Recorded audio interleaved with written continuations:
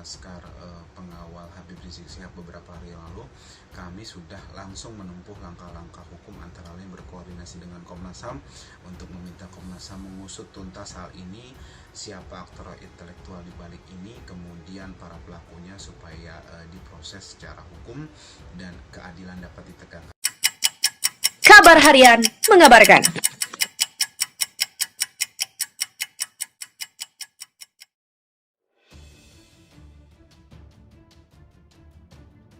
Kuasa hukum mengatakan ada luka tak wajar di tubuh jasad 6 laskar FPI. Front Pembela Islam atau FPI menemukan luka-luka tidak wajar yang dialami oleh 6 anggotanya yang tewas ditembak polisi.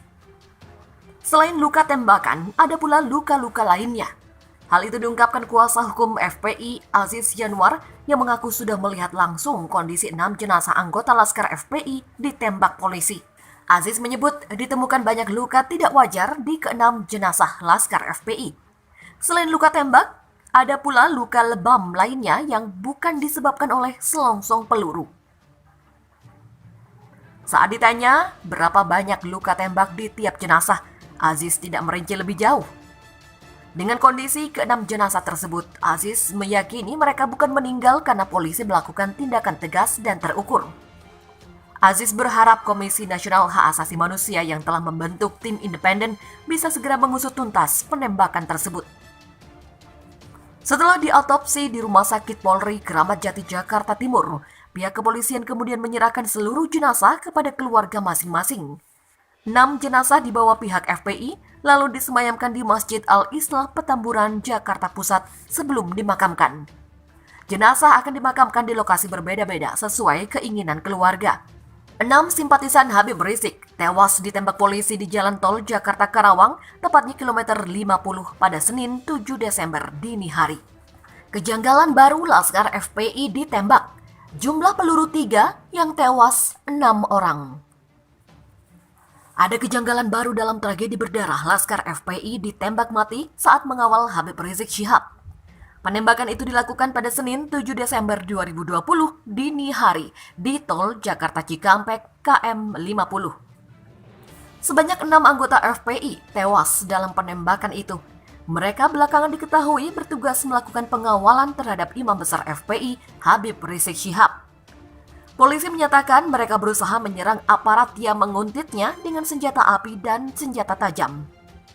Terkait hal ini, pakar hukum tata negara Refli Harun turut melontarkan analisanya. Menurutnya, ada sejumlah kejanggalan atas peristiwa yang berlangsung di jalan tol tersebut. Dari sana, publik tentu penasaran siapa sebenarnya yang tengah memberi keterangan palsu dan siapa yang benar. Refli pertama-tama menyinggung soal 6 jasad meninggal anggota Laskar Khusus FPI yang hingga kini masih dikuasai polisi. Pihak keluarga sampai kini belum diperkenankan untuk melihat. Begitu pula halnya dengan FPI yang mengaku belum memiliki akses pada 6 korban meninggal anggotanya. Padahal ini adalah golden moment untuk mengetahui luka-luka yang ada. Lebih jauh, Refli lantas menyinggung apakah ini sesuai dengan prosedur ataukah tidak. Sebab sejauh ini publik masih menanti teka-teki apakah benar ada insiden baku tembak ataukah tidak. Sebab Refli mencium aroma aneh jika yang terjadi baku tembak atau tidak sekalipun. Ada 3 peluru yang ditembakkan dari laskar FPI, tapi 6 yang meninggal. Entahlah, ini terasa aneh. Artinya kalau benar ada tembak-menembak, peluru yang ditembakkan petugas jauh lebih banyak dari laskar FPI. Pertanyaan berikutnya, apakah ini benar ada pada situasi yang mengancam atau justru sebaliknya? Untuk hal ini, dia tentu menghormati proses yang ada. Namun aparat tentu dituntut untuk terang benderang. Hal lain yang menjadi catatannya adalah titik fokus masalah ini. Menurut Refli, seolah aparat tengah membangun fokus dan opini soal penyerangan laskar FPI terhadap petugas. Sehingga dengan begitu bias dikesampingkan rasa sisi kemanusiaan dan humanismenya atas tragedi 6 anggota laskar FPI yang meninggal ditembak.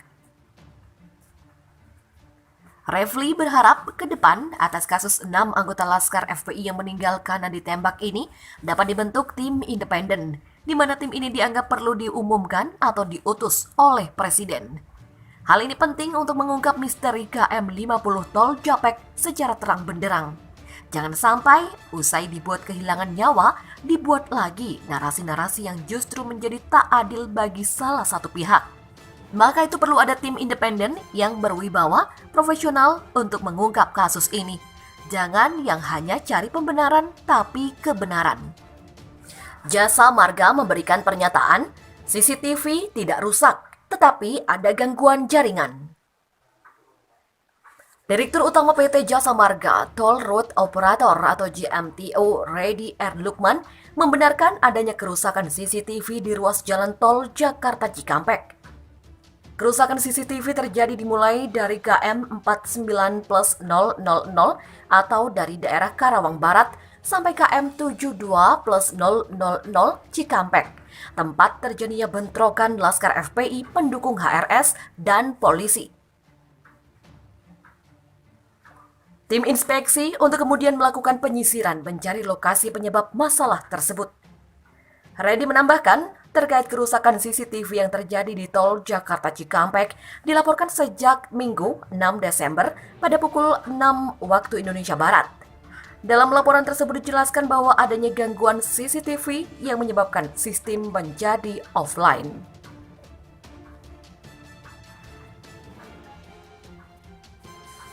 Redi menambahkan, karena kondisi saat itu hujan dan pertimbangan kondisi lalu lintas, perbaikan tidak dapat dilakukan sampai selesai. Dan perbaikan baru dapat diselesaikan pada Senin 7 Desember sekitar pukul 16 waktu Indonesia Barat.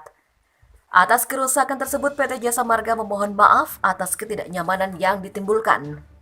Menurut keterangan Redi, CCTV tersebut rusak sehari sebelum baku tembak antara polisi dan Laskar Front Pembela Islam atau FPI pengawal Muhammad Rizik Syihab di tol Jakarta Cikampek KM 50. CCTV di tol Jakarta Cikampek menjadi polemik lantaran offline saat baku tembak antara polisi dan Laskar FPI yang mengakibatkan 6 orang pengikut HRS tewas. Kapolda Metro Jaya Irjen Polisi Fadil Imron mengatakan, Laskar FPI menyerang anggota polisi saat melakukan penyelidikan terkait rencana pengerahan massa dalam pemeriksaan Rizik. Menurut keterangan pihak kepolisian, kejadian berawal saat anggota polisi mengikuti kendaraan yang diduga berisi pengikut HRS. Kendaraan petugas tiba-tiba dipepet kendaraan yang berisi pengikut HRS. Tak hanya itu, polisi pun diserang dengan menggunakan senjata api dan senjata tajam. Pelaku yang diduga berjumlah 10 orang, 4 diantaranya berhasil melarikan diri dan 6 diantaranya tewas di tempat. Dalam kejadian tersebut, polisi berhasil menyita 1 pucuk senpi rakitan dan 3 amunisi ukuran 9 mm, 1 pucuk senpi rakitan dan 14 amunisi ukuran 9 mm, 1 pedang ukuran 1 meter, 1 samurai ukuran 1 meter, 1 celurit ukuran 60 cm, 1 tongkat kayu berujung runcing ukuran 50, 1 ketapel beserta 10 kelereng, dan 1 unit mobil Chevrolet Spin berwarna abu-abu. Terkait kejadian tersebut, Sekretaris Umum FPI Munarman membantah keras keterangan pihak polisi. Menurutnya, anggota FPI tidak pernah diperbolehkan memiliki senjata tajam, apalagi senjata api. Fadlizon ungkap kondisi jenazah 6 anggota FPI. Banyak bekas luka dan bekas peluru. Anggota DPR RI Fadlizon ikut menjemput jenazah anggota FPI yang tewas ditembak polisi. Fadlizon mengungkap banyak bekas peluru dan luka-luka di tubuh jenazah. Anak buah Prabowo ini bersama anggota DPR RI dari Gerindra, Romo Jawei, ikut menjemput jenazah korban penembakan polisi di Rumah Sakit Keramat Jati Selasa malam. Dirinya juga mengajak untuk menyelenggarakan sholat gaib bagi 6 syuhada anggota FPI yang menjadi korban penembakan polisi. Fadli mengaku sempat membuka jenazah dan melihat banyak bekas luka akibat senjata api dan benda tumpul di badan korban. Menurut Fadli, penyerahan jenazah 6 anggota FPI ini cukup alot dan berlangsung puluhan jam. Pihak keluarga diminta bersabar di tengah kesedihan anak-anak mereka yang wafat ditembak polisi. Ini pembunuhan yang sangat keji, demikian tegasnya. Pihak keluarga sebenarnya tak mengizinkan jenazah diautopsi ataupun dimandikan oleh pihak Rumah Sakit Polri. Keluarga bersepakat ke-6 jenazah langsung dibawa ke Petamburan Jakarta Pusat atau markas FPI untuk dimandikan dan disolatkan. Dan kemudian dimakamkan di Megamendung dan Cengkareng. Sementara itu, anggota Komisi 3 DPR RI fraksi Gerindra Romo Syafi'i ikut angkat suara terkait polisi tembak Laskar Front Pembela Islam atau FPI pengawal Habib Rizik Syihab. Ia menjelaskan dalam Undang-Undang Nomor 2 Tahun 2002 tentang Kepolisian Republik Indonesia, dalam penegakan hukum, polisi justru harus melindungi, melayani, dan mengayomi masyarakat. Semua persoalan hukum harus dilakukan menurut due process of law atau criminal justice system. Bukan dengan membunuh seperti yang terjadi terhadap 6 laskar FPI ini.